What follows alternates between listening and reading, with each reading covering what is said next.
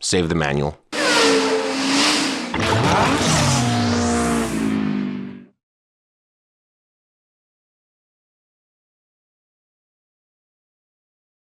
How do you feel about manual transmissions? What are your thoughts?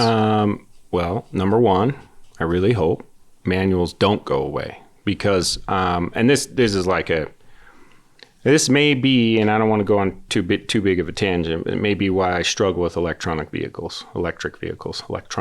That made me sound like I'm 90 years old. Electronica, okay? But no, for real, it's like electric vehicles, the whole idea of a car driving me, like, I don't like that at all. Like, the freedom I get is when I'm the one telling the car what to do.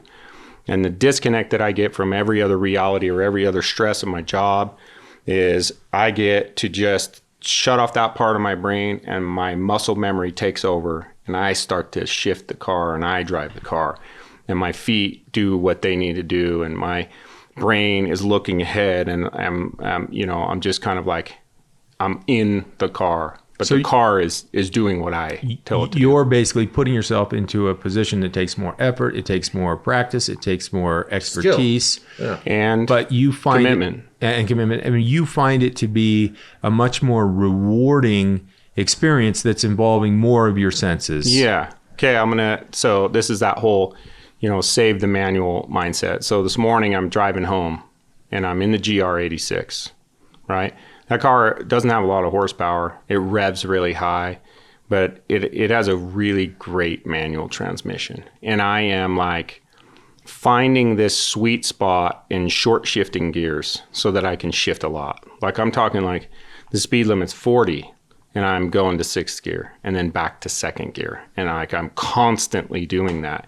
And I'm trying to make it so perfect that you would never feel the car. Like a PDK, like whoa, whoa, whoa. When you start to downshift and it doesn't jerk the car at all, that's what I'm doing, but it's me shifting. It's like a game with yourself. Yes. Yeah, and that is super rewarding. It's the same thing when you're at a light and you can let the clutch out. Like I was explaining this to Callie. I drive that car when it snows, like 6 inches of snow on the ground, GR86. That's the one I'm going at. Rear wheel drive, right? Like it's got snow tires on it. And it's got a manual, so you can make all sorts of mistakes. But I'm trying to explain to her that, hey, you can tell the car how much torque to deliver by what gear you're in.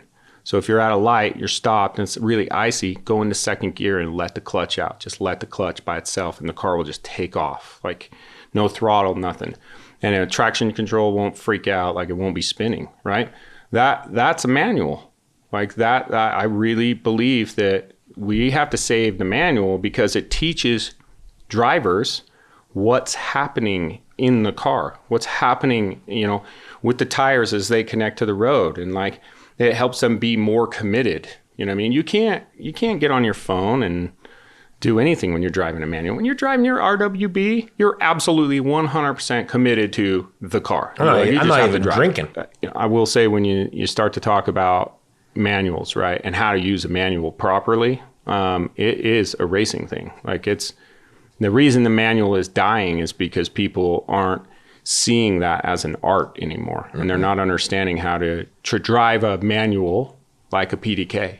You know what I mean? You listen to the PDK and you hear what that motor's doing. That's what a manual needs to do. It's the exact same thing. There's no difference. Like a PDK is a manual automated by the computer, right? And done very well. Yeah, but done perfectly, right? So, but yeah, I bought the GR86 for Callie to learn how to shift properly because, she's starting to race spec Miata. And the thing with Miatas is you can't miss shifts. Like it's not an option. It's the hardest racing I've ever done. Like the tangent. My last race I got on the podium, and I'm telling you right now, like, I won in a Super Trofeo in GT3 celebration, and I don't care. Getting on the podium in Spec Miata against these freaking dudes in Utah that is like cloud 9 for me. Like, it is so freaking hard, okay? So hard. Just bump drafting and like, you're in this crappy car that goes slow and like, it's nuts, okay? But you can't teach her or anybody how to drive during a race. right? Like you have to learn how to drive a manual properly as you're driving every day. And then perfect it during the race. Yep. And then, I mean, it takes a lot of time, but when you start to understand the, like, not only the ergonomics that are required, like where your feet are, how much room you have to be able to move your feet around, and you start to understand what the car needs, then it's actually easy. You start to become like free with your limbs. You can do anything with your limbs. And you start to know that, hey, you know what? I'm mid-corner right here, and I'm not going to be needing the clutch. But the next corner, I do need to brake, so I'm going to use my left foot. I'm not going to use my right foot to brake. I'm going to use my left foot, okay? And then the corner after that, I've got to downshift 2 times. Now I got to use my right foot to brake and my left foot to actuate the clutch, right? So once you understand what the car is needing and you're kind of like memorizing, then your feet will do whatever it needs. Like you start to feel comfortable. So in Penny Joe, for example, like I have to use my left foot to brake in that car prior to all downshifts, period. Okay. And part of this came from racing, but anytime you rally a car, like the brake pads actually get pushed back into the caliper and you don't have brake. So it's a thing, right? So I use my left foot to build the pressure. And so if you ever filmed like my feet, like you'll see me like constantly like touching the pedal to build pressure, and I do it while I'm accelerating, like, you know. And sometimes my wife has been behind me. She's like, something's wrong. Your brake lights are flashing. And it's because I'm building the pressure. Gotcha. Right? So you could absolutely learn how to match revs and downshift. It's like, you just have to find the one thing first. So what I would say is when you drive your RWB, and you're just driving at kind of a normal speed, do the 4th to 3rd gear downshift, clutch in and rev, and find that RPM to match it. I can rev match for sure. Brake. With no brake. Right. Okay. So which is different. Now you're a step ahead of Cali.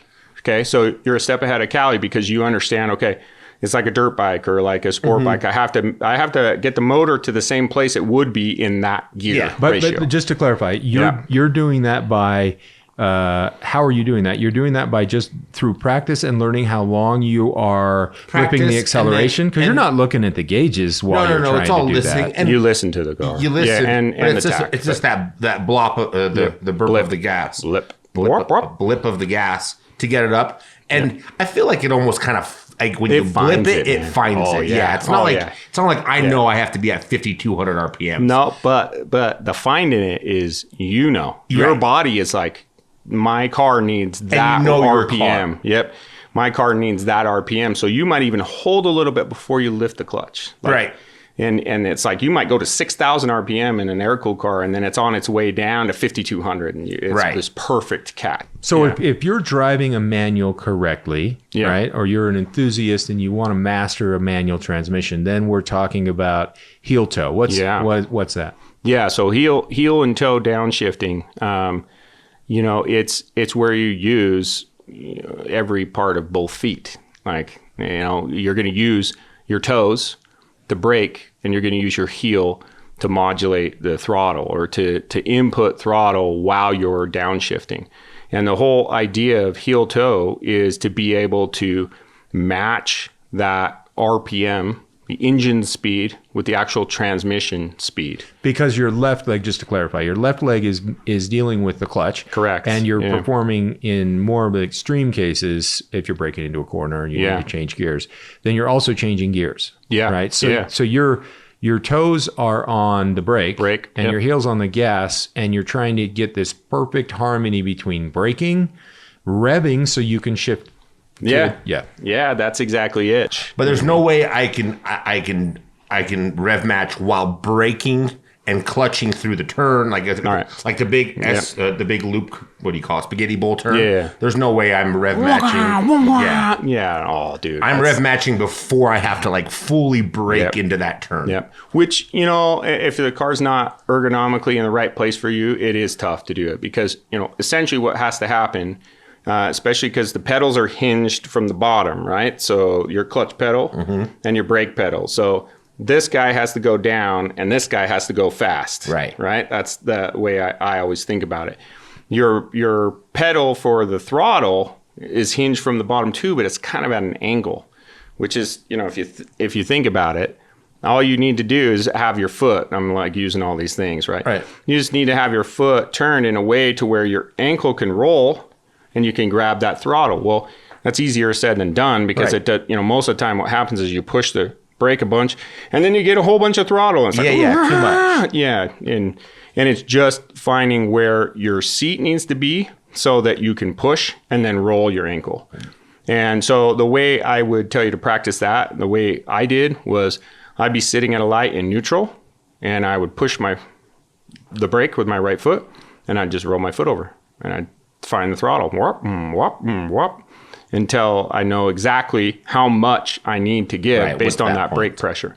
It gets worse when you start to threshold brake because then the pedal goes longer. Mm-hmm. And so you need... And that's when I feel like you're doing more gas. Yep. Because yep. you're and so then much it's further like in. upsetting the car. And yeah, but that's all practice. So it literally is just, you know, if you can train your ankle to be that way. So like in the Spec Miata, I had a real like challenge fitting in that car. So most of my braking I was doing with my left foot. And then I would match revs after the corner, which think about that. Like, so I didn't use any engine braking at all. And it was like 3 seconds of lap time. It was frustrating for me. So I had to drop my seat. And in order to do that in the Spec Miata, I had to like cut a bunch of stuff. I mean, there's no room in there. But now I can get my foot in the right place because my knee's not hitting the steering column and I can roll over. So you need that ability to have your toe on the brake and your heel has to hit the throttle, and toe. We should just confuse it all more and just add a hand clutch somehow. Yeah, like a motorcycle. They got the hand clutch. Yeah. You only have to worry about 2 feet. Yeah, no, it's true. I mean, there's so much more to it. It's, I mean, you know, but it just takes practice. Yeah, the practice part, you need to be in an environment where you can get muscle memory. So that's why I say at the light, you know, neutral, clutch in, vroom, vroom, you know, so you're like teaching your leg. Your leg needs to have enough. Yeah, because your legs isn't meant to twist like that either. Yeah, so that's another uncomfortable feeling you have to get by. Is like, And what gets crazy, man? There have been races that I've been in that sometimes like I get so tired because I've got a stint that's 2 hours. Right, you start Charlie horsing. Yeah, so I'll start to use my heel on the brake. And then my toe on the throttle. Right. And I mean, that's where I say, like, pretty soon your limbs just start to become free. And, like, you can do whatever. Like, you get tired, like I said, I'll use my left foot to brake. And then, you know, I'll move it out of gear without the clutch. And then I'll hurry up and move my foot back to the clutch and put it back into gear. And, you know what I mean? Like, it just, you start to really become connected to the car. And you know exactly what it's going to do and what it won't do. And you're not going to hurt it at that point. You're not going to make a mistake. You know what I mean? But that, if you think about it, like if I'm in a car for 2 hours, right? Like, you know exactly what it's going through. And like, right. You know, it's like you go through that same corner how many times? Like pretty soon it's just like the same thing over and over. So you're not thinking about it. Your body's just seeing it. Just does it. Yeah, it just does it. You know, on the racetrack, and depending on the car, like, you know, in the Spec Miatas, we don't do a ton of shifting. You know, like it's not like multiple gears into corners because the car is only going to go 105 miles an hour. So you're trying to stay at 105 the whole time. But like when I've raced other GT cars, especially with an H pattern, like a manual gearbox, you know, you might go from terminal velocity, right, as fast as the car will go in sixth gear, and you might be downshifting from that, you know, speed to 30 miles an hour into second or first, like. So if you think about that, the quickest driver is going to be able to get from sixth gear to second gear during their braking, right? So, you know, there's a mindset that, oh, well, you know, why don't you just brake and then choose the gear, right? So let's go from sixth to second, right? It's just a bump over. Yeah, that's a huge issue on the drivetrain. It will upset the drivetrain. Or you have to be such a perfect driver that you know exactly what speed your transmission would need to be, like actual miles per hour speed, to be able to do that. Okay, and it's nearly impossible. So the beauty in heel and toe is that the car, because it really does change every time you go around the track, right? As tires are getting hot or brakes are getting hot, like, you know, the car starts to change when it can stop and when it can accelerate. But the beauty of heel and toe is that you go from that higher gear down to lower gears in a way that the car doesn't get unsettled at all. So you'll go from 6th to 5th to 4th to 3rd to 2nd, and then back up 2nd, 3rd, 4th. You know, it's like you're rarely skipping gears. Oh, I never skip gears. Never skip. I go through every single gear. See, I totally skip gears. Downshifting, obviously. Yeah. So downshifting every single gear. So, and that's one thing that I would say, like, you know, to practice is you go through every gear no matter what. Like, teach yourself no matter what. Because if you were in a race car and you're in a sequential, you have to go every gear. You know, I can understand why. Porsche Cup cars, 3 pedals. You just pull back to upshift and you push down to downshift, but there's 3 pedals. So, like, you know, if you're in 6th gear and you spin and you're off track in 6th gear, you got a real problem. Like, you're going to have to try to move the car because it will not get out of gear. You know what I mean? So that's kind of where I learned that the sequence of gearing actually matters. Like, you have to go all the way through it. News to me. Yep. The more you know what you learn with Jeff Morgan. Yeah. Yeah, 6th, 5th, 4th. I mean, in your car, 6th gear is super tall. In the RWB, I can say I'm always going like 5th to 3rd. Yeah. I won't go to 4th, but... Yeah, 5th to 3rd, sense. So you're doing the jump. Yeah, I mean, sometimes in like, if I made a mistake, I would do that, for sure. But if I'm like trying to get maximum, best possible lap time, I'm going through every one. All of the gears. Yep. Because what I'm hoping is that I carry enough speed through the corner that you know, or into the corner, that maybe I can carry one more gear taller. Like, you know, that might be the difference of 3 to 5 miles an hour. But, you know, if I have 3 to 5 miles an hour more speed exiting that corner, that's 3 to 5 more miles an hour faster down that next straight before the next corner. And that might be 1/10 or 2/10 of a second, you know, just in that one section, you know what I mean? So, like, if you don't go in sequence, then you'd force the car slower. Right. Does that make sense? Like, so it's more of a mindset for me, but